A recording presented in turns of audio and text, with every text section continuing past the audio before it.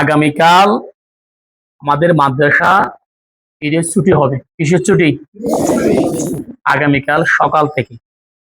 ঠিক আছে, অলরেডি তোমরা জানো, যারা একেবারে পার্শ্ববর্তী আছে তারা চলে গেছে, যারা দূরে আগামীকাল তারা এখান থেকে চলে যাবে। তোমরা জানো বন্ধের সময় আমাদের মাদ্রাসায় অনলাইনে কি হয়, পড়া হয়। ডেইলি কয় বেলা? 2 বেলা। কখন কখন?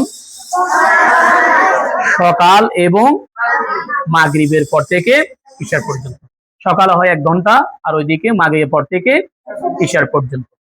রমজানের মধ্যে, অর্থাৎ আগামীকাল কিন্তু পড়া হবে না, এ কথাটা মনে রাখি। আগামীকাল যেহেতু সবাই চলে যাবে, জার্নি করে পড়া পসিবল না। এর পরের দিন মাগরিবের পর থেকে, সকালেও না, মাগরিবের পর থেকে।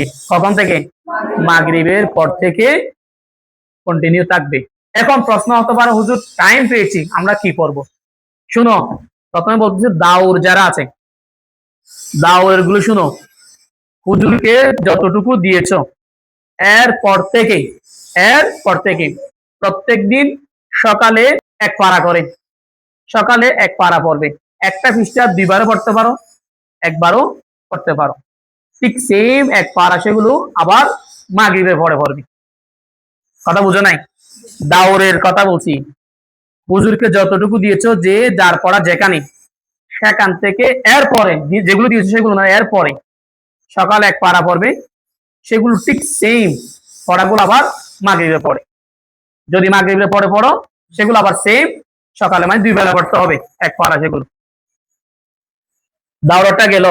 তারপর হিপস, যারা হিপস তারাও সেম।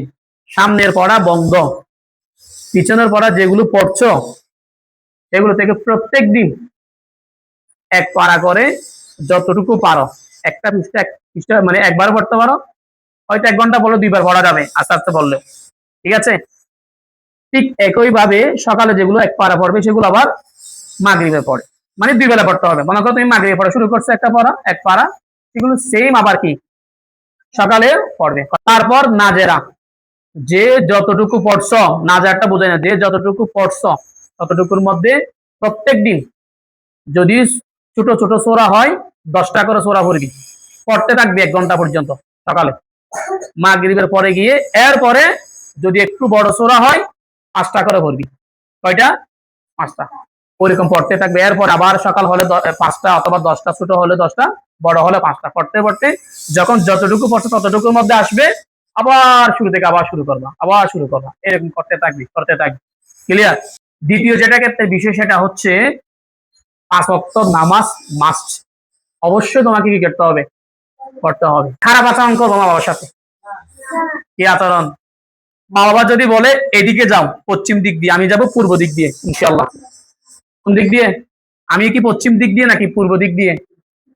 পশ্চিম। মানে মা বাবা যেদিকে যেতে বলে সেদিকে। মা বাবা যদি বলে এটা করবে, তাহলে তুমি সেটা করবে।